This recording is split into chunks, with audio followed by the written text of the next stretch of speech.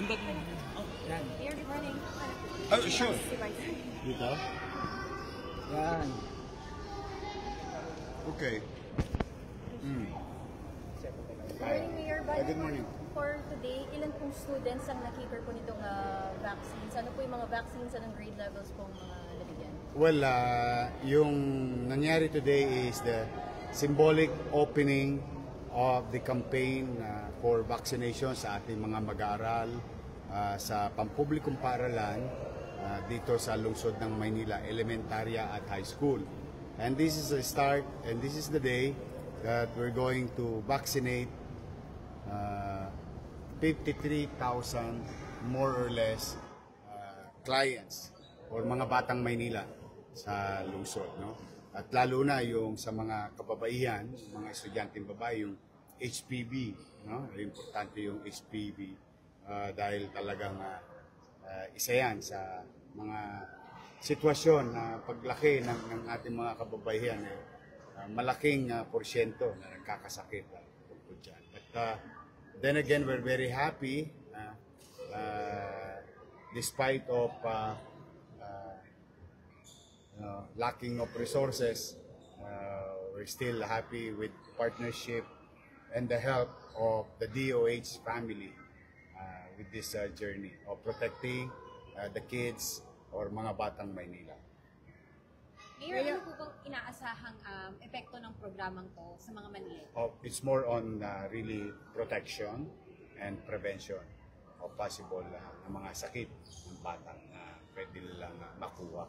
So it's like the way it was during our first term.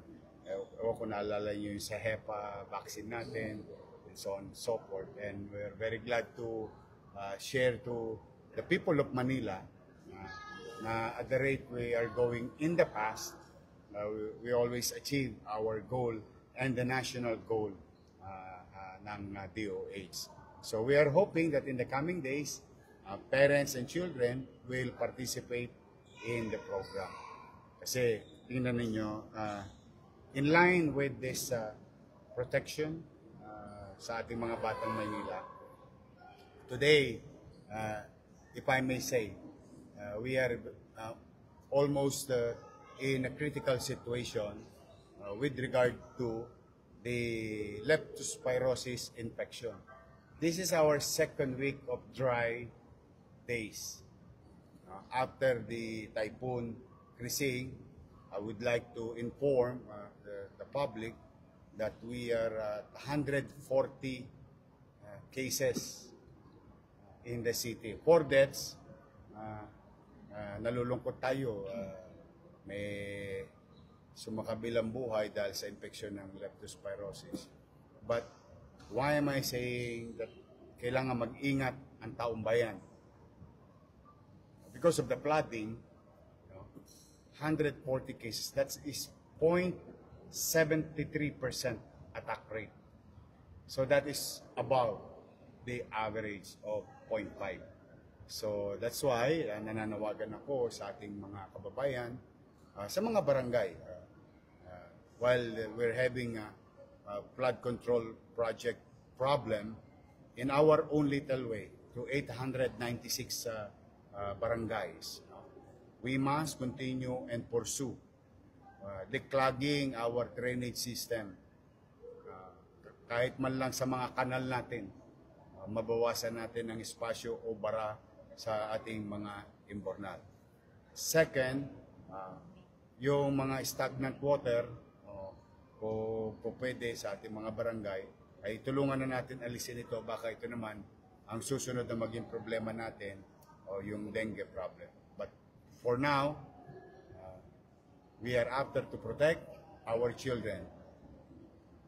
At the same manner, we are facing another challenges, yung after effect ng flooding. So I've been saying, I think you were there during my interview, that is very important for the government, whether national or local, to address the flooding problems of the country, in our case, the city, and simply because it will cause more damage to property and life. ngayon natin mararamdaman. And in fact, kanina nag-uusap kami ni Director Dr. Padilla ng Manila Health Department. Baka tumaas pa. Kasi ngayon pa lang talaga mararamdaman. Ang tawag nila doon po yung paghihinog ng infection.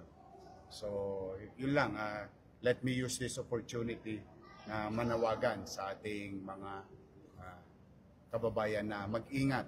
Hanggat maaari, katulad ngayon, medyo tuyo naman, walang baha, pero pag may baha, sa mga areas, mag-iingat kayo at huwag kayo masyadong magpa-expose sa baha dahil it's really dangerous. The procedure to attend to leptospirosis infected patient is terrible. Mahirap na sakit ito.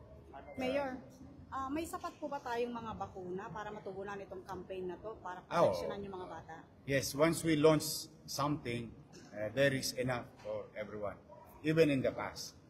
Kaya masinop na inaano yan, binabantayan, ini-implement ng Manila Health Department at ng DOH.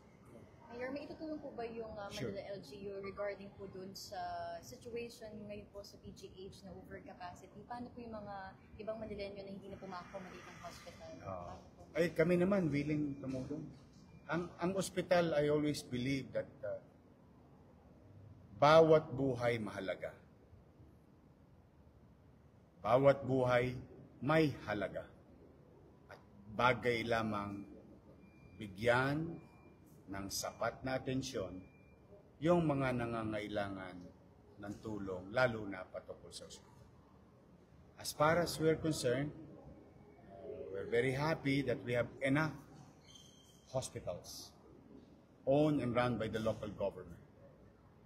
But then again, bilang Pilipino, as Filipino, at kapwa Pilipino, and especially PGH, Jose Reyes, San Lazaro, Philippine Heart Center, Tondo Medical, and all other National Kidney, National Lung Center, and all other national government hospital is the partner of the city government hospital. Nagpapanagpuan din naman kami sa intersection. Minsan nagpapalitan din kami ng pasyente. Mano pa, yung mga pasyente namin na nangangailangan ng espesyal na atensyon doon sa kanilang sakit. So we will do the same and be nice to our neighbors in this case with regard to your question. We'll be happy to be of help. Tulong-tulong lang. Okay, thank you. Thank you.